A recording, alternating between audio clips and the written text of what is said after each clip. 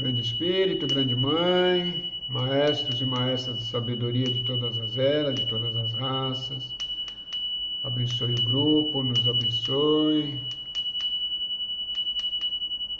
nos permitam insights, compreensão profunda dos ensinamentos, vislumbres e nos mantenham sempre firmes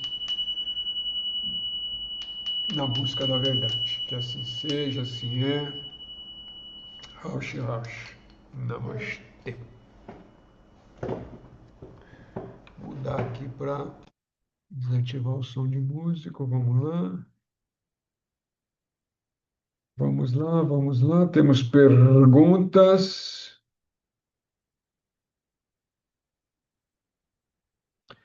Perguntas, perguntas. Onde estão as perguntas? Aqui. Tá, vamos lá. Aí uma pessoa pergunta: no Brasil existe algum lugar físico e naturalmente surgido que é reconhecidamente considerado como energeticamente espiritual, como a montanha Arunachala ou a Kailash? O Kailash, eu não sei se a pronúncia é essa mesmo, né? E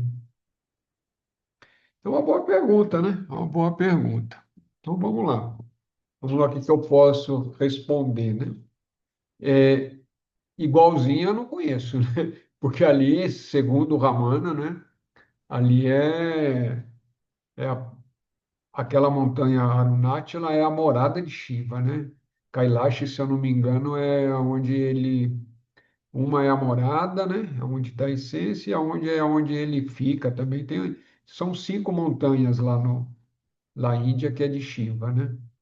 Se eu não me engano, é isso. Kailash é uma outra delas. Não tenho certeza agora, não pesquisei, não.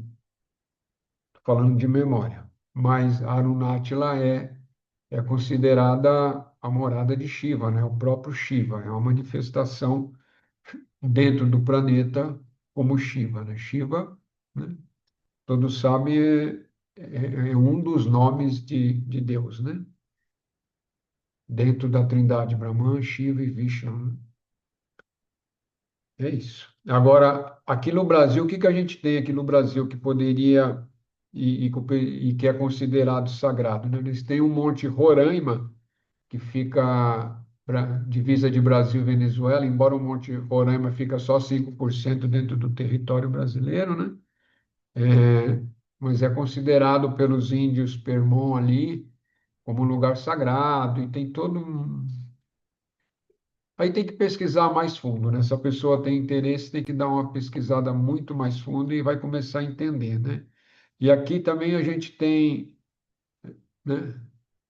A, o que eu posso falar assim de lugares, né? Que são energeticamente tem dentro de espiritualidade é, mas na realidade não são montanhas, né? São lugares que têm muita cachoeira, acidentes geológicos, né? Formação geológica diferente, que é a Serra do Roncador, né? Então, eu posso falar porque eu já fui lá. E, e a Chapada Diamantina na Bahia também, que é um lugar energeticamente que tem espiritualidade. Quando eu falo espiritualidade é porque tem seres ali que estão no plano etérico ou nos planos sutis, e ali é a localização, né? É a região física que está dando sustentação para dentro do etérico. Tem que lembrar que físico e etérico, né, estão juntos, né? Só que o olho físico não vai ver o etérico, a não ser que você desenvolveu o olho físico, né? E aqui mesmo em São Paulo, você tem a Serra, oh, meu Deus do céu, a Serra da Mantiqueira, né? Mantiqueira, né? Serra da Mantiqueira, que pega em Minas, né? Dá a volta ali para o Rio de Janeiro, São Paulo, e acho que acaba, acho que em Extrema, não sei também, assim, direito, assim, teria que dar uma pesquisada mais fundo ali, olhar com mais carinho. Mas quem quiser, é só entrar no Google, dar uma olhada ali que você vai. E ali também tem alguns picos interessantes, né? Você tem a Pedra de Minas, você tem a Pedra do Sino, né? É isso, né? Tem também o Pico da Bandeira, que são picos ali. Todas essas formações rochosas sempre têm uma característica especial, né, dentro do planeta. Mas daí teria que pesquisar uma por uma para ver o que que os povos originários falam de cada pico desse, né? É isso. E lembrando que a Serra da Mantiqueira, é, segundo algumas correntes filosóficas, principalmente do Trigueirinho, né? É onde está localizada a cidade etérica de Minas Gerais, né? Que é uma cidade que existe no mundo sutil, né? Etérico, óbvio, né? É que a gente fala, é que quando fala intraterreno, o pessoal pensa que está dentro da Terra, dentro de uma caverna, né? Não, intraterrenos são cidades no mundo etérico, né? Coexistindo junto com o mundo físico, né? É assim que é assim que funciona, né? Pelo menos é assim que eu entendo e é assim que é explicado pelos maestros que já conhecem também, né? Então é isso. Espero que a resposta ajudando. Mas se quiser, pode ir lá, né? Se tiver uma sensibilidade grande, Serra do Roncador, com certeza, e Chapada Diamantina também, com certeza. São lugares que vale a pena, né? O Pico do Bico do Papagaio, é o Bico do Papagaio também é um lugar interessante. Também é um morro grande, morro alto, né? Também muito interessante, que valeria a pena quem tiver tempo, essas coisas, conhecer. Então vamos lá. Estamos aqui com os ensinamentos de Annamalai Swami, né? Página 29, para quem tá acompanhando aí com o livro. E a gente vai dar sequência aqui a esses estudos aqui, né? É, Aí uma pessoa pergunta para a Namalai, né? Eu estou voltando para a Europa por 2 meses. Pode ser um pouco mais, porque existe a possibilidade de que eu tenha que prolongar a viagem. Uma pergunta que ela faz, né? A Namalai vai responder: mesmo que você prolongue sua estada, Arunachala atrairá você de volta. Atrair de volta é a natureza dela, da mesma forma que a natureza de um ímã é atrair o ferro. Uma vez que você estabeleceu uma conexão com Arunachala, a montanha continua a puxá-lo em direção a ela. Você não pode resistir. Esse é o dom daquela montanha lá, né? A montanha tem uma força gigante. Quer dizer, não é nem tão grande, né? Não é nem tão alta assim, né? Mas não é questão de altura, né? É questão de poder. Poder de Shiva lá, né? Outra pergunta. Então é perigoso vir visitar esse lugar? É perigoso só para o ego. Até que nos tornemos um com Arunachala, ela nos atrairá para destruir nosso ego.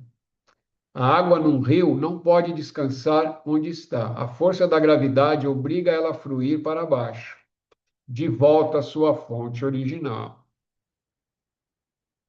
Outra pergunta. Você disse que simplesmente viver próximo a Arunachala pode ser uma boa sadhana. Sadhana é prática, né? O caminho. O mesmo O mesmo deve ser verdadeiro em relação a viver perto do Yanani. Yanani é um sábio, né, realizado. Você tem contado muitas histórias sobre como viver com o Bhagavan. Perdão, deixa eu dar um tempo aqui na leitura. Você tem contado muitas histórias sobre como viver com o Bhagavan e como o Bhagavan transformou as pessoas, mesmo aquelas que não estavam fazendo grandes esforços para meditar ou praticar qualquer outra sadhana normal, né? A Namalai vai responder: sim, todos nós somos imensamente beneficiados por estar em sua presença, por fazer coisas comuns, coisas do dia a dia com ele. Ele estava sempre disponível para dar orientações sobre a sadhana, se alguém perguntasse, né, sobre as práticas, se perguntasse. Mas éramos todos também beneficiados por sua presença e pelo exemplo que deu sobre como viver adequadamente. Na maior parte do tempo, o Bhagavan mostrava-se como um pai doce, tolerante e calmo. Se não seguíamos suas instruções sobre os vários aspectos de nossas vidas, tinha-se a impressão que ele permitia que agíssemos com nosso próprio jeito. Algumas vezes parecia até mesmo como se ele estivesse aprovando alguma das coisas erradas que estávamos fazendo, mas lentamente, no tempo certo, nos conduzia de volta ao caminho, né? Ok, o que que ele... A pessoa pergunta, né, se está perto de um Yanani, de um ser realizado, de um sábio, se isso é um facilitador. Não tenha dúvida nenhuma, né? Aqueles que dentro do karma pessoal é permitido ficar perto de uma pessoa realizada, uma pessoa que já atingiu um alto nível de compreensão, né? Isso é um facilitador. Por quê? Porque a mente dele já está estabilizada, né? Ele está lá paz permanente. Você estando perto de um ser desse, a mente dele, extremamente poderosa, né? A, a sua mente, por, ine- não, por simbiose, também se acalma, né? Só o fato de você estar perto, já a tua mente já se acalma, né? Agora, imagine isso durante muitos anos, se torna um facilitador muito grande para que você consiga, né, fazer essas práticas e se aprofundando cada vez mais dentro de você mesmo, né? Dentro de si mesmo, né? Melhor falar assim. Outra pergunta. Então, quando as pessoas faziam coisas que eram realmente ruins, ele não reclamava? Swami responde: quando Bhagavan viveu na caverna da Mangueira, um homem chamado Jada Swami causou-lhe muitos problemas. No começo da relação deles, quando Jada Swami conduzia um puja, né? Puja é aquele ritual de fazer oferenda para a divindade, né? Ele convidava o Bhagavan e pedia para ele bater o tambor no ponto culminante da cerimônia. Com efeito, isso relegava a Bhagavan, né, um papel menor no puja de Jada Swami. Tem que lembrar que nessa época aqui o corpo, né, o corpo físico ainda era muito jovem aqui do Bhagavan, né? Já da Suamin fazia isso um belo show, tanto que muitos peregrinos ou pessoas comuns que passavam eram atraídos para essa cerimônia. Claro que a figura imponente de Jada Suamini ajudava. Com seus cabelos longos, emaranhados, aspecto selvagem, ele parecia um arquétipo, né? Do asceta, né? Um sadhu. Entretanto, muitas pessoas frequentando o puja observaram a expressão radiante da face do jovem que batia tambor e algumas dessas pessoas começaram a se prostrar, né? Naturalmente se prostrar diante do Bhagavan. Imagina, ele era bem jovenzinho, né? Se vocês procurarem na internet, vocês têm algumas fotos dele jovem, assim, né? Nessa fase aí dos 17 aos 20 e poucos anos, tem lá umas fotos. Jada Swami ficou com inveja quando percebeu que isso estava acontecendo, mas tentou recuperar um pouco da autoestima, dizendo aos visitantes: ele é meu discípulo, então vocês podem fazer namaskar para ele, vocês podem saudar ele também. Ó, cara. E o cara era um sadhu, mas às vezes, às vezes a gente tem essa ideia. Eu já li várias histórias de outros, né? Aí que você vai lá para a montanha, tem um monte de caverna, você vai ficar em paz ali. Não, ali ninguém vai me encher as paciências. Não, e em volta ali tá cheio de seres, né? Pessoas encarnadas de todos os tipos ali também tentando ficar. Uns bem sinceros e outros, né? Ainda com o ego precisando de muito desenvolvimento ainda. Bhagavan nunca se opôs quando Jada Swami se comportava assim ou fazia qualquer alegação sobre a inverdade dele ser um discípulo. Quando ficou claro que Bhagavan estava atraindo seguidores próprios, Jada Swami ficou com ciúmes e tentou fazê-lo sair da montanha. Em uma ocasião, quando Bhagavan estava sentado ao lado de fora da caverna Virupaksha, Sada Swami tentou até mesmo matá-lo, fazendo rolar uma pedra grande da encosta sobre ele, né? Mas aí teve um sinal precoce, as pedrinhas caindo, e ele se desviou. né? E aí o Bhagavan subiu, pulou e viu e pegou ele no fraga. Para você ver como é que é as coisas, hein? Aí quando ele confrontou o que estava fazendo, Jada falou que estava brincando. Eu só queria ver se você ficava com medo disso. Mas Bhagavan nunca o criticou, mesmo depois desse incidente, os dois continuaram a viver lado a lado na montanha, vários anos depois disso, né? Pra você ver, ele ainda era jovem, né, no corpo físico, mas já tinha uma sabedoria gigante, né, um comportamento já de um ser que já tinha transcendido esses corpos egóicos, né? Para ter uma reação dessa. Às vezes vê que o cara quis te matar e você simplesmente sobe lá, olha para ele, bom, né? E continua amigo, né? Que para ele, né? É isso aí, né?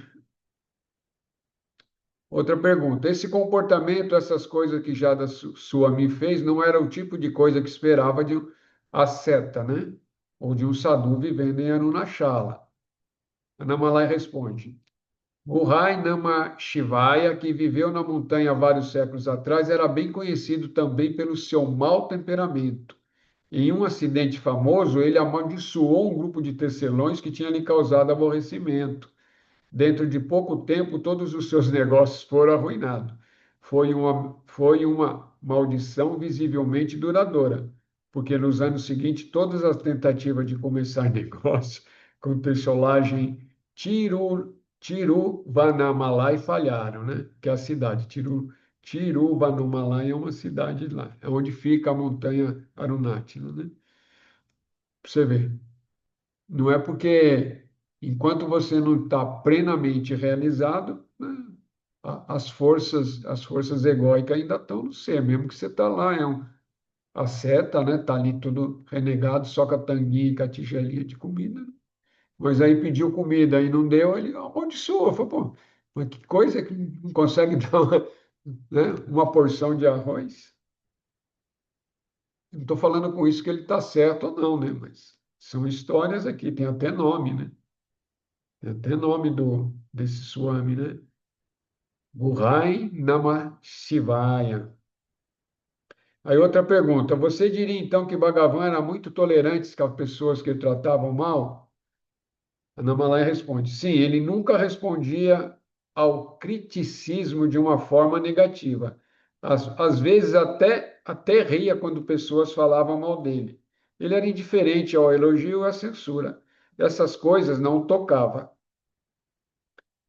Quando Perumal Swami imprimiu seu livro que insultava Bhagavan, ele simplesmente disse: deixe o livro em frente do ashram, para que as pessoas possam lê-lo ali mesmo. As pessoas boas não acreditarão nele.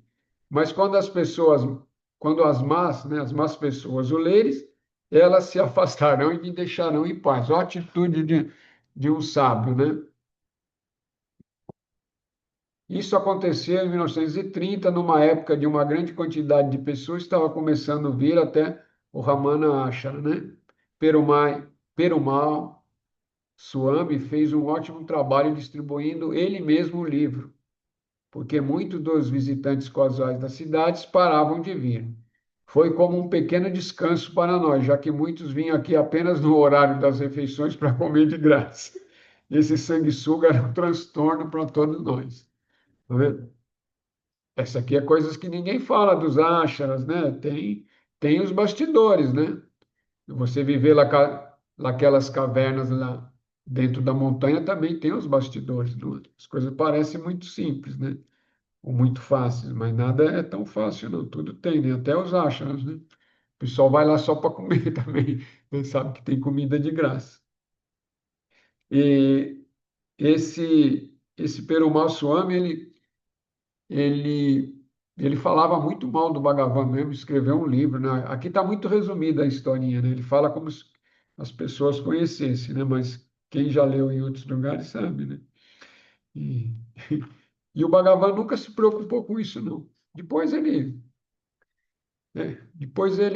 se deu mal, aconteceu um monte de coisa lá, e o Bhagavan falou, o Bhagavan simplesmente, aí quando foram falar para o Bhagavan, ele falou, se ele soubesse aproveitado, né? o que tinha alcançado com as vendas do livro falando mal do Raman, né? Mas não aproveitou, né?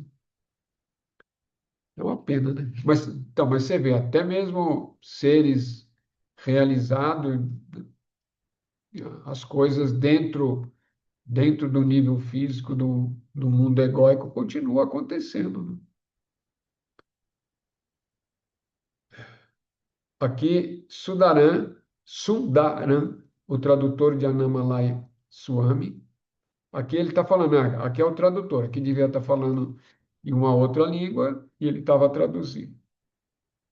A mesma coisa está acontecendo aqui. Nós preparamos uma refeição especial para Punarvasu e convidamos alguns devotos para comer.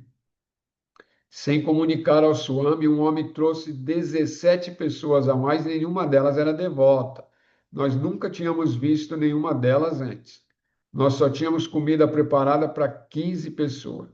Se um do pessoal mais tivesse vindo, nós teríamos como administrar, mas não podíamos dar comida para todos esses visitantes. Nós dividimos a comida em quantidades pequenas e alimentamos todos. Os desconhecidos que tinham aparecido apenas para comer. Quando a refeição terminou, ficaram rodando em volta, incomodando. Eles perturbam as pessoas que estavam cozinhando na cozinha e ainda roubaram o chinelo de alguns devotos.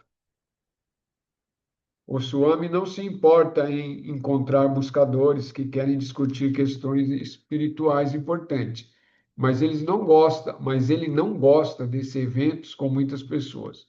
Na maior parte do tempo, ele está fraco e quer preservar sua energia para assuntos importantes. Anomalai Rio, né?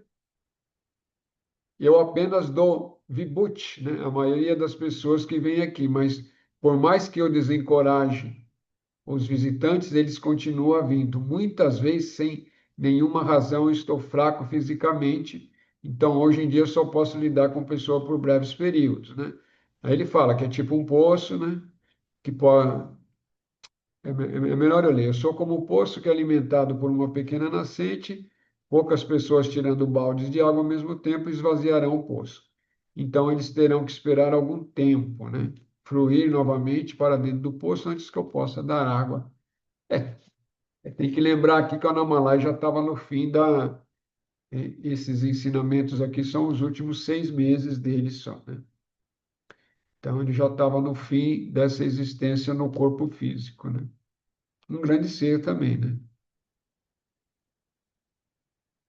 Um devoto que veio até Anamalai Swami tinha tanta dor em uma das pernas que achou difícil sentar confortavelmente no chão. Depois de observar as dificuldades que o homem estava passando, Anamalai fez as seguintes observações. Importante isso daqui, né? Até aqui estava contando algumas histórias que também é importante para a gente saber e entender, né? Como é que funciona a vida também de um Swami, né? Mesmo realizado. Embora o corpo, a Namalai vai falar, né? Embora o corpo seja necessário para a sadhana, que é a prática, não deve haver identificação com ele. Devemos fazer bom uso dele, cuidá-lo de maneira apropriada, mas não devemos prestar muita atenção ao corpo. Existem tantos pensamentos na mente, pensamentos após pensamentos, eles nunca param. Mas um pensamento que é contínuo, embora seja em grande parte subconsciente, é eu sou o corpo. Isso é importante, né? Isso está sempre dentro de cada um, né? Enquanto não se livrar desse pensamento, mesmo de forma inconsciente, está lá, eu sou o corpo, né? Esse é o fio ao qual todos os pensamentos estão amarrados. Uma vez que nós identificamos com o corpo pensando esse pensamento, a ilusão Maya resulta, também resulta que se pararmos de nos identificarmos com o corpo, Maya não mais nos afetará. Maya aqui é no sentido da ilusão, né? Embora é uma tradução grosseira, Maya é ilusão. Na realidade, Maya é a força divina, né? A força do grande espírito que traz, né? Dentro da manifestação é um poder, né? Um poder junto com a Shakti também, que tem outra palavra em sânscrito, né? essa força vital primordial da manifestação que traz o velamento.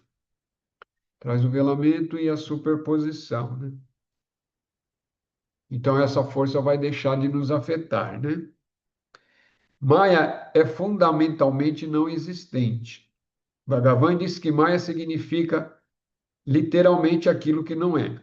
Ela é irreal porque tudo que produz é fruto de uma ideia errônea. Ela é uma consequência de se considerar algo que não é realmente verdadeiro como sendo verdadeiro. É aquilo que eu falei, a superposição, né? Você olhar para uma corda na penumbra e achar que é uma cobra. É aquele velho exemplo. Cria-se uma imagem falsa, uma ilusão falsa. Mas a corda está lá, né? A corda é o substrato. Como pode alguma coisa que não é real produzir alguma coisa que seja real? Se uma mulher estéril diz que seu filho vem lhe agredindo, ou que ela foi machucada pelos chifres de uma lebre, certamente vamos considerá-la iludida. Algo que não existe não pode ser a causa de sofrimento ou de qualquer outra coisa. Maia pode parecer ser real, tem existência real, mas isso é uma falsa aparência. A verdade é que ela não é real, ela não tem qualquer existência. Como se livrar desse sentimento eu sou o corpo e de Maia, a ilusão, que é produzida por ele? Ele, ele se vai quando há equanimidade ou igualdade de ponto de vista, Samambhavana, em que não se é afetado pelos extremos opostos de felicidade e infelicidade, prazer ou dor. Quando Samambhava o bhava, né, é alcançada, a ideia eu sou o corpo não estará mais presente e Maya é transcendida, né? Sei que não é fácil entender essa resposta dele, né, para quem não está muito acostumado com a Advaita, né? Mas vamos lá, vamos dar uma esmiuçadinha aí. Então, quando ele fala de Maya, quando ele fala que não é real, é porque dentro do Advaita, tudo que é real é o Supremo, né? O Supremo Purusha, aí tem vários nomes que é melhor a gente não ficar entrando muito, mas vamos chamar, né, Grande Espírito, Deus, né, que é a força principal de energia, a fonte única, transcendente, né, que se manifesta como o universo, né? O universo, o cosmos, tudo que existe, não é só o planeta Terra, né? Tudo que existe. E, e dentro dessa manifestação, né? Também é chamado Isvara, né? É um dos nomes de Deus manifestado dentro dessas tradições que nós estamos lendo.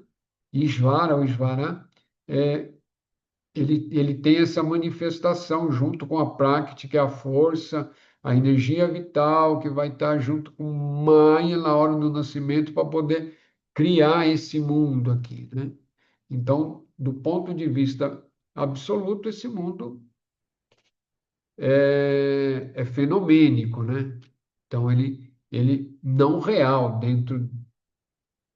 É para entender, dentro de um ponto de vista absoluto da fonte única, isso aqui é uma manifestação transitória, porque está sempre em movimento e está sempre vir a ser, né? E a verdade única é sempre aquilo que é imutável, aquilo que não muda nunca, é aquilo que é sempre o que é e sempre foi e sempre vai ser. Então, dentro desse conceito, é por isso que é importante entender, né, esse conceito e essas falas de um ser, como a Namalaya está falando, né, você entender isso, porque senão você pode simplesmente, então nada é real, então não tem que fazer mais nada, né? Mas não é isso, ele está falando. Isso não tem realidade própria sem o substrato. É aí que você tem que ter essa compreensão, né? O próprio substrato é, é Brahman, né? Brahman Saguna, que é o Brahman manifestado, o Brahman Niguna, que é imanifestado. Aí nomes de nomes de nomes. Aí tem vários nomes, né? Mas não vamos nos ater em nomes, né? Vamos, vamos manter uma ideia mais simples, né? Grande Espírito não manifestado, fonte única, né, da onde tudo e todos se origina, onde ele próprio se manifesta como o universo, né? E depois de manifestar junto com o universo, junto com a força criadora, né? De Shakti, Maya, né? Porque sem Maya você não vai conseguir perceber tudo isso aqui existindo, né? Você só vai perceber a própria energia do Grande Espírito aí você não vai ter mundo, né? Mundo de formas, de tempo e espaço, né? Para que exista o mundo precisa ter tempo e espaço, né? Precisa ter dimensões, precisa ter tudo isso, senão você não percebe, né? E precisa ter uma mente para perceber. Então, quando aí tem essa hora que tem essa manifestação dentro, né?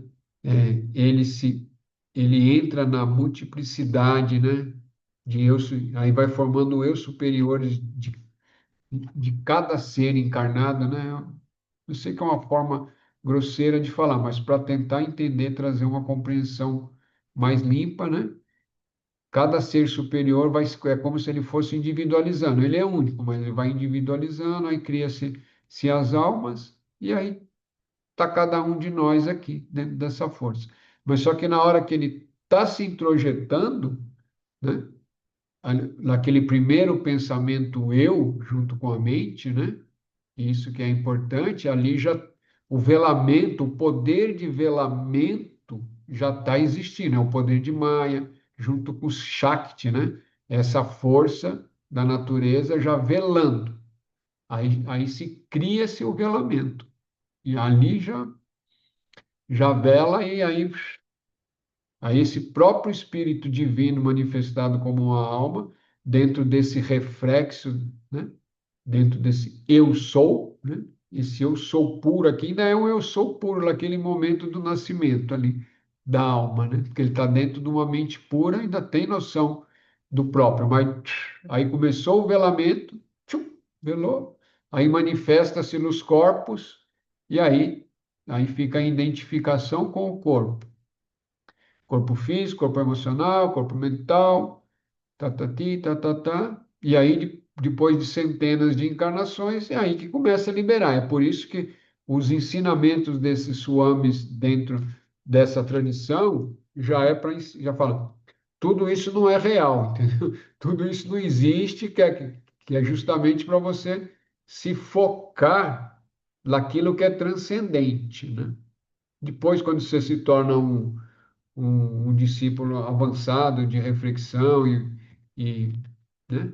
Mas lá na frente você sabe que o mundo existe. A diferença é que o mundo é transitório, né? Não é eterno, mas existe, né? Ilusão que é falado é no sentido da superposição, né? Porque todo mundo que existe, tudo que existe, qualquer coisa que já existiu, vai existir ou está existindo, o substrato por trás de tudo isso é o grande espírito, né? Deus, é Brahman, é o Purusha, né? E aí vai. É Shiva, não importa o nome, né? É tudo nome. É isso. E o exemplo mais claro para explicar tudo isso, que eu acho que é importante, já que esse parágrafo, né, está nos trazendo essa reflexão, é o exemplo do ouro. Um brinco de ouro, um anel de ouro, não sei o que de ouro, uma pulseira de ouro. Tudo bem, você vê a pulseira, você vê o brinco, mas tudo é ouro. Se você tiver tirar o ouro, a pulseira não existe, o brinco não existe, entendeu? Mas a gente olha e só vê a forma, né? E a forma também existe. E não está errado, né? Você fala, aquilo é uma pulseira. A mesma coisa, um outro exemplo mais clássico ainda é o da argila, né? Você tem lá uma jarra de argila. Você está lá, você olha para a jarra. É uma jarra, tá bom. Tá tudo certo, não está errado. Mas se uma outra pessoa com espírito mais aguçado olhar e ver que aquilo falar, não, isso é argila, também não está errado, né? Ao mesmo tempo, ela é argila, é o substrato, e ao mesmo tempo é uma jarra. É a mesma coisa o mundo, né? Que é o grande espírito, que é Brahman, que é Deus, e ao mesmo tempo é a forma, o tempo, o mundo, montanhas, estrelas, galáxias, aquela coisa toda que a gente conhece. As duas coisas estão coexistindo, uma coisa não inibe a outra, só que, né, a jarra não existe se não existir a argila continua existindo se a jarra deixar de existir, né? Essa é a diferença fundamental. E aí que cria às vezes, essa compreensão meio diferenciada da ilusão, né? A ilusão é forma, né? É aquilo que é forma, e toda vez que você vê a forma e não vê o substrato, você está iludido. É nesse termo aí que não existe, que é a ilusão. Mas esse pensamento e essa reflexão é muito importante para você quando você está estudando uma filosofia Advaita que é de não dualidade, só existe um único, né? Senão você pode cair naquela contraposição de achar que não, então não existe nada, então tá tudo coisa, tá tudo não é isso, né? Não é assim, né? Eu espero estar tendo clareza na minha fala. Eu vou pegar uma água.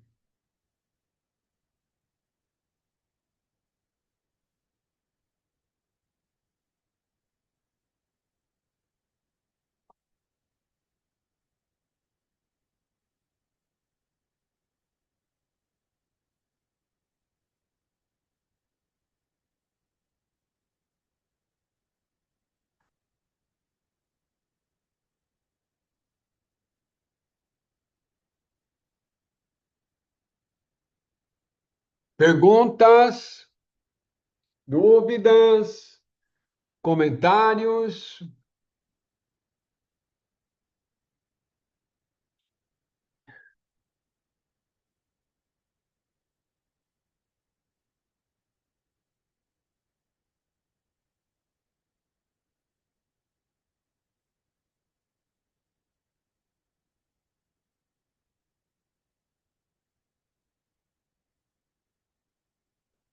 O corpo deve ser considerado como sendo irreal, como não eu? É uma pergunta. Que atitude deveria ter em relação a esse corpo e todas as informações sensoriais que ele me proporciona? Anamalai responde: em si mesmo, esse corpo é inerte, é sem vida. Sem a mente, o corpo não pode funcionar. É como a mente e como a mente funciona? Através dos cinco sentidos que o corpo fornece. A mente e o corpo são como a língua e os dentes na boca. Eles têm que trabalhar em harmonia um com o outro. Os dentes não brigam com a língua e a mordem. Mente e corpo igualmente devem se unir harmonicamente. Entretanto, se quisermos ir além do corpo, além da mente, temos que compreender e aceitar completamente que toda a informação fornecida pelos sentidos não é real, como um miragem que produz um oásis ilusório no deserto. Os sentidos criam a impressão de que existe um mundo real e bem em nossa frente que está sendo percebido pela mente. A aparente realidade do mundo é uma ilusão. A gente acabou de explicar isso, né? Ela é simplesmente uma percepção equivocada quando a mente vê uma cobra onde na realidade há somente uma corda. Isso claramente é um caso dos sentidos projetando uma imagem imaginária sobre uma base real em larga escala. Assim é que a manifestação irreal do mundo é projetada pela mente e pelos sentidos sobre a realidade subjacente do eu real, né? Então, isso aqui a gente já explicou, a gente acabou de explicar tudo isso daqui, de uma forma que eu espero que deu para compreender, né? Uma vez que isso aconteça, nós vemos a sobreposição, os nomes e formas irreais que criamos e esquecemos o substrato, né? A realidade que está por trás deles.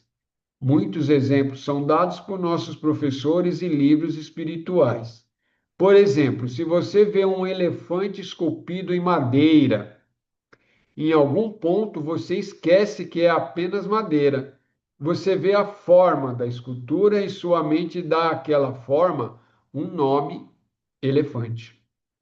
Enquanto sua mente está registrando esse nome e forma, você não está mais registrando o objeto como um bloco de madeira. Acontece o mesmo quando você vê joias feitas de ouro. Você vê um modelo e o chama de anel ou de colar. Enquanto estiver estudando a forma, você temporariamente esquece a substância do que é feito, né? Mesma coisa, né? Toda a roupa, toda a roupa de algodão, seja uma camiseta, uma calça, um jaleco, é tudo algodão, né? É só para ir memorizando esses exemplos. Autoinquirição é o autoinquirição é o processo pelo qual a atenção é colocada no substrato ao invés de recair sobre os nomes e formas que são habitualmente projetados nele. O ser é o substrato. A partir, ser aqui, letra maiúscula, né? A partir do qual todas as coisas parecem se manifestar. E o Yanani é aquele que está continuamente consciente do substrato real. Então, ele está sempre, né? Sempre em Shiva, em Deus, em Brahman, em grande espírito, ele está sempre ali, né? Ele jamais é enganado a acreditar que nomes e formas que são percebidos pelos sentidos têm qualquer existência real. Mas o Yanani também ele vê o mundo como você vê, né? Através do olho físico, ele está vendo o mundo igualzinho você. Ele, se ele olhar para uma xícara, ele está vendo uma xícara que nem você, né? Então, mas qual que é a diferença, então?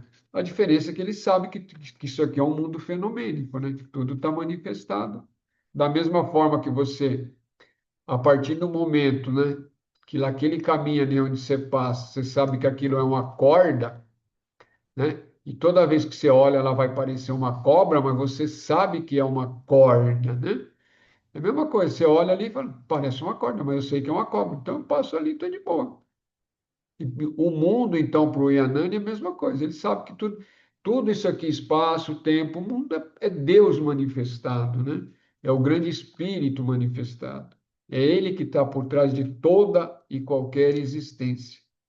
Essa é a, essa é a filosofia Advaita, né? Não dualidade, tudo nasce do uno, né? Só existe um uno, é o uno sem segundo, né? É Brahman, né? E também essa é a frase, Brahman é uno sem segundo, né? Não é segundo do relógio, não há um outro, né? Ele é uno, não há um outro. Só ele existe, né? Só aquilo, você não pode nem chamar de ele, qualquer nome que você dá, você já está atrapalhando. Até mesmo Brahman é nome, né? É aquilo, né? Qualquer coisa que vemos nessa sala, como por exemplo essa fotografia do Bhagavan, que é irreal.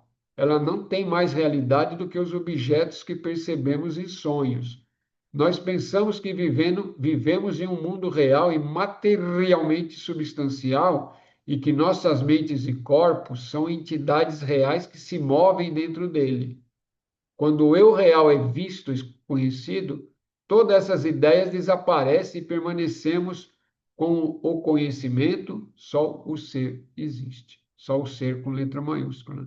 Só o grande espírito existe. É,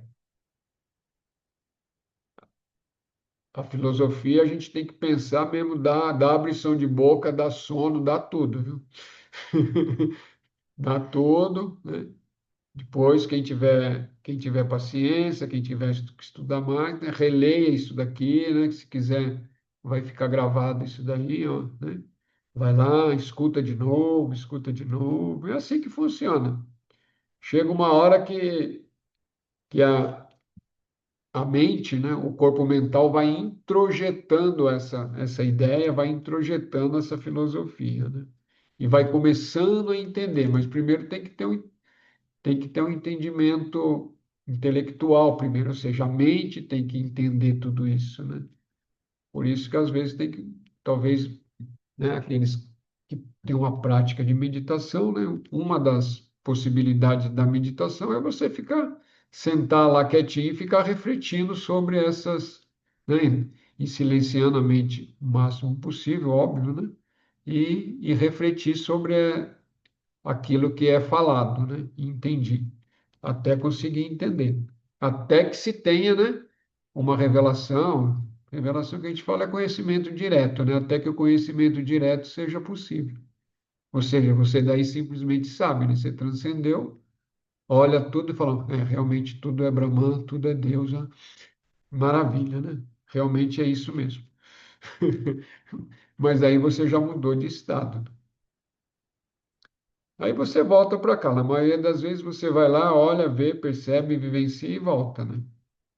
O dia que for, tiver, né?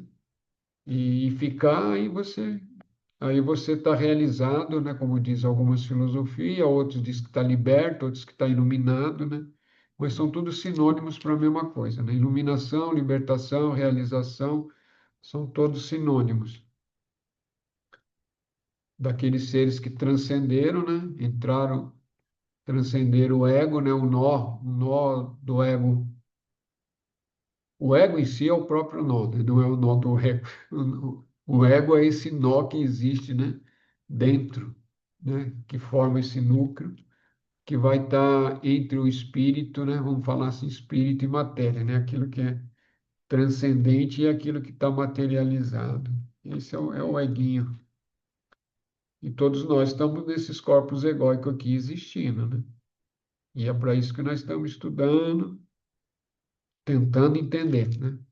E isso é um trabalho da própria estrutura, da própria consciência estando nesses corpos egóicos, é um esforço, né? Sem esse esforço não tem graça, né? Não tem a graça divina, né? E a graça vem pelo esforço e, ao mesmo tempo, né? Aquele que está empenhado no esforço é porque já está recebendo a graça. Não tem como você querer estudar, querer aprender essas coisas se a graça não estiver agindo em você. Não tem como. E o que que é a graça? A graça é a própria essência, né? O próprio ser divino em ti mesmo, né? Em si mesmo, impulsionando essa parte egóica aqui até que ela começa a despertar, né? Que é essa consciência, né? Essa consciência eu sou. Consciência eu sou. Quando está totalmente voltada para a matéria ou esqueceu de si mesma, né? Em si mesma, é. A partir do momento que essa consciência eu sou, né? Transcende esse ego, se liberta e consegue olhar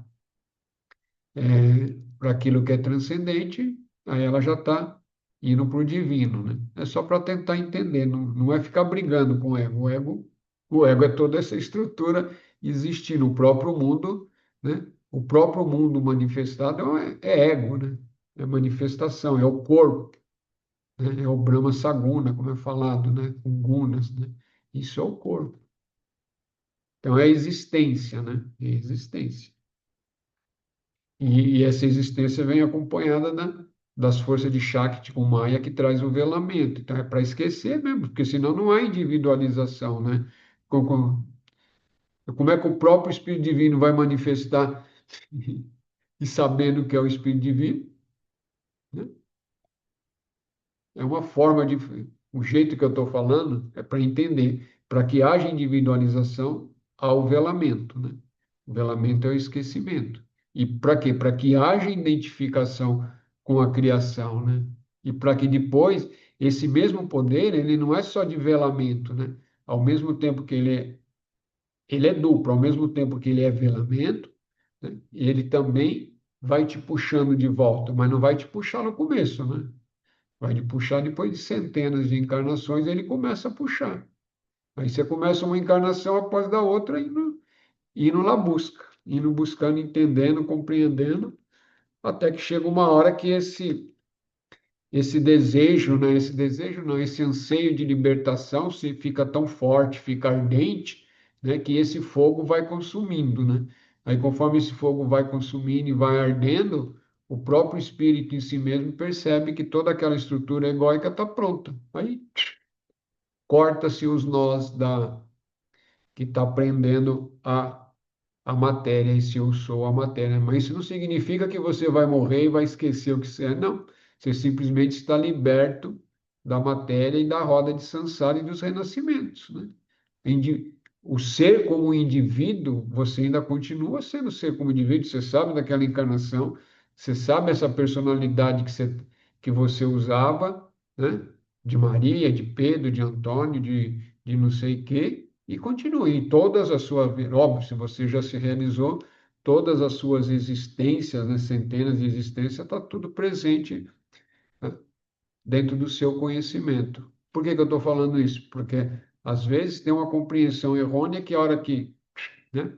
é, que acontece a realização, a iluminação, a, a individualidade desaparece, some, né? Você se torna um nada. Não, não é assim, não. Pelo menos é assim que eu entendo e é assim que e isso que eu estou falando está dentro dos ensinamentos do Ramana, né? Do Ramana. Põe mais tarde, se alguém quiser, eu tenho a fonte da onde isso que eu estou falando, de que essa é a interpretação do que é que está sendo dada, né? Eu esqueci o nome do Swami que dá essa interpretação muito com uma clareza bonita, né? Ele que fala isso, não o ser continua, né? Lógico, continua no corpo, óbvio. Depois que ele largar esse corpo que está realizado, aí para a esfera que ele vai, aí já é outra história, né? Aí já é outra história. Mas com certeza ele não vai ficar no astral. O astral é para quem não realizou ainda não. O astral é a camadinha bem densa aqui, viu? É sutil, mas é densa dentro dos níveis. Deixa eu ver aqui. Alguém tem perguntas, comentários? Ô, pai, Diga. dentro do que. Boa noite, antes de chegar um Tranquilo. É, dentro do que o senhor estava falando, né, dessa questão, principalmente da roda de Sansara, quando a gente para o processo encarnatório aqui. Esses grandes mestres que vêm e trazem esses ensinamentos, eles já atingiram, de certa forma, esse grau e eles escolhem voltar para trazer esse ensinamento para quem aqui ainda está nessa busca? Alguns sim. Não, então, esses aí são casos especiais. Sim, tem alguns sim. Possivelmente o Ramana é um desses, né? Possivelmente, né? Isso é um ser que veio porque aos 16 anos, você se realizar sem guru, sem nada, isso aí é só para, como o próprio Aurobindo falava, né? É Uhum. um gigante espiritual, né? Gigante espiritual é isso, um ser que consegue vir se manifestar num corpo e aos 16 anos se autorrealizar sem auxílio de, assim, exteriores, né? Sem auxílio exteriores, alcançar essa realização. Lógico que depois ele passou longos períodos adaptando e harmonizando todos esses corpos, né? Porque a coisa também não, né? Não é simplória, ele está no corpo físico, então todos os corpos emocional, mental, etérico, tem que ter isso ele levou uns aninhos, mas isso não tira, não é questão de mérito, é pelo contrário, ele teve a sabedoria para ir ajustando e até começar a trazer ensinamentos, né? Já desde novinho o pessoal já ganhou o título de Ramarishi, né? Ou de Maharishi, né? Que é grande sábio. Isso não é dado para qualquer um, né? Não é você que Uhum. se intitula, ou eu me intitulo Bhagavan, Ramarishi, não. Isso aí não, isso aí você ganha, né? Você vai ganhando. É, e alguns vêm numa sequência de encarnações, são espíritos assim, mas já vem nesse processo há muito tempo, né? Tipo o Problunto. Você sabe que o Problunto teve algumas encarnações, não sabe todas, mas ele mesmo fala que, né, que ele foi Molino, né? Molino foi um padre católico, eu não sei em que ano que foi, mas se pesquisar você vai ter, ele existiu e que tem todos os ensinamentos muito próximo do que o Problunto já ensinava, né? Mas ele não se iluminou naquela encarnação, ele veio se iluminar nessa, e passou por todo um processo de novo, né? Não, tudo bem que já jovem ele já começou a fazer uma busca e, e já atingiu, já veio com as predisposições de sensibilidade, aquela coisa toda, né? Mas não veio. iluminado, ele não iluminou com 20 anos, né? Foi iluminado, ele já tinha, assim, a iluminação, aquilo que a gente chama de sarraja permanente, ele já tinha mais de 60, não sei 60 e quanto que ele tinha, né? Uhum. Também não sei dizer. Mas, sim, agora voltando à sua pergunta, né? Eu acho que essa pergunta também é interessante, né? Aí você vê muitos seres encarnando, assim, encarnando que eu falo, né? Tendo um nascimento físico dentro de missões dentro do planeta Terra. Isso tem vários, né? Seres, por exemplo, dentro da Igreja Católica, alguns seres que encarnaram dentro da Igreja Católica para trazer ensinamento dentro do planeta, né? E no seio de uma igreja, né? Tipo São Francisco, chamado São Francisco de Assis, que era um mestre, né? Antes de encarnar, ele já Era, era um mestre. era costume, pai? Não lembro O agora. pessoal diz que sim. É isso aí, mestre Kutume, o Cutuli, né? Esses aí mesmo. Então, mas ele já Uhum. era um mestre, né? A encarnação Uhum. dele ali foi para trazer dentro do seio da igreja um ensinamento dentro de um corpo, e no Ocidente, né? Todo um trabalho feito ali também, e outros seres por aí, que na realidade são seres, né, necessariamente são almas já graduadas, né? São Sim, espíritos. porque se a gente está nessa busca, igual você falar, né? Só da gente estar aqui estudando, é porque a gente já tem um despertar de buscar, né? De Sim, alguma forma. tem o E despertar aí de eu fico luz. pensando, tem que ter esses seres mais que vêm para poder também instigar que a gente tenha essa busca, né? Por isso que eu fiz a pergunta, né? Sim, deixar trilhas, né? Deixar Deixar marcas, trilho, deixar isso. trilhas, deixar ensinamento, igual. Então, é isso que é toda a filosofia do PIB, né? Uhum. O, o filósofo, né? Ou aquele que já atingiu um determinado grau, ele tem a capacidade de ensinar, de instruir, né? Às vezes a pessoa ilumina, o místico ilumina, mas ele não tem a capacidade de passar a instrução para o outro, entendeu? De instruir o outro no caminho da iluminação, né? Não deixa uma pegada grande ou não deixa escritos. E algumas almas vêm, alguns seres, né? Vamos chamar de alma, alguns seres encarnam para deixar uma, alguns ensinamentos necessários para cada época. A verdade, a verdade que eu falo, né? O conhecimento verdadeiro é sempre o mesmo. Desde a origem da humanidade, o ensinamento verdadeiro é o mesmo. Mas, dependendo a época, a região, esse ensinamento também tem que ser adaptado, né, àquela época e àquela geografia do local, aquela nação, aquele país, às vezes até no país. E a época, né? Não pode ser do mesmo jeitinho, né? Porque às vezes não vai funcionar. E o entendimento também, e a capacidade mental das pessoas também já há uma evolução, não muita, né, mas há uma evolução já razoável para compreender determinados ensinamentos de uma outra forma, né? Não ficar tão Uhum. arraigado às vezes numa coisa tão arcaica, né? Começar a levar alguns ensinamentos ao pé da letra de 3.000 anos atrás, às vezes não é tão simples, né? Por isso que dentro da própria Índia você tem o Shankarya, Shankarya, Shankarya, é isso mesmo.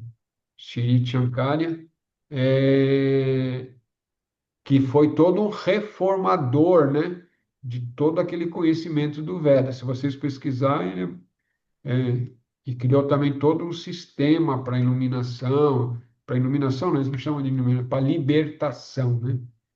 Que você é escravizado, o ego, a escravidão do ego é se libertar, né? Então é libertação, é mukti, né? A palavra seria dentro desse conceito filosófico. E aí ele reformulou tudo, né? E jovem, né? Percorreu a Índia inteira, reformou o templo, era um avatar, né? Na verdade ele era um avatar. O avatar é uma manifestação de um dos aspectos de Deus, né? Ele é um avatar, então ele já vem na missão e ninguém segura, não. Ninguém segura. Ele vai que nem um rolo compressor. Esse daí ninguém fica dando pedradazinha, não. não consegue, né? Não é porque não consegue, entendeu? Tá dentro, ele é um avatar, é um aspecto de Deus manifestado, então ele vai e fez todo o trabalho que tinha que fazer. Por quê? Porque o pessoal já estava começando a ficar todo embramanhado, né? E também tinha todo o conceito do Buda também, e ele deu aquela limpada do budismo da Índia, né? Deixou, deix- deixou o budismo mais lá para o Tibete, foi mais para o Oriente, né? É. E aí deu uma limpada e trazendo esse conhecimento do Advaita para dentro da Índia. E isso é um grande reformulador. É só vocês pesquisar. Quem gosta de história, de pesquisar, vai lá. Chancaria, né? Chancaria. Só pesquisar lá. Eu não sei, tem mais um nome antes, mas agora eu não me lembro. É isso. E tá cheio de história, tá cheio de seres maravilhosos aí que encarnam, né, que tem uma vida física para trazer conhecimento, trazer sabedoria. A Trigueirinha é um desses, né, brasileiro, aqui em Minas Gerais. Poxa vida, um trabalho exemplar, né? De mais de 40 anos ali em Minas, Serra da Mantiqueira, né? Que nem estava perguntando no início ali quem fez essa pergunta. É um lugar de grande energia ali. Ali tem vários picos, né? Tem vários picos ali, vários montes. É só ir para lá e sentar lá e ver o que acontece, né? Tem uma cidade intraterrena no éter físico que existe ali. Em que local propriamente dito, eu não sei. Mas está dentro dessa região da Serra da Mantiqueira ali. Então é isso, senhores e senhoras. Gratidão aí no feriado, aqueles que vieram participar. Alegria, cumprimos nossa parte, estudamos. E até breve. Até Até quando a gente se vê breve. de novo. Alegrias aí, boa noite aí. Gratidão. Boa noite. Ah, não, o sininho, o sininho, o sininho. Menino. O sininho, não pode esquecer, não. Fechar os olhos, quem se sentir confortável. Grande Espírito, grande Mãe, maestros e maestras da sabedoria de todas as eras, de todas as raças. Abençoe o grupo, nos abençoe, nos traga insights, nos ajude na compreensão, nos vislumbres e nos mantenha firme na busca da verdade. Que assim seja, assim é. Aush, Aush, Namastê, alegria.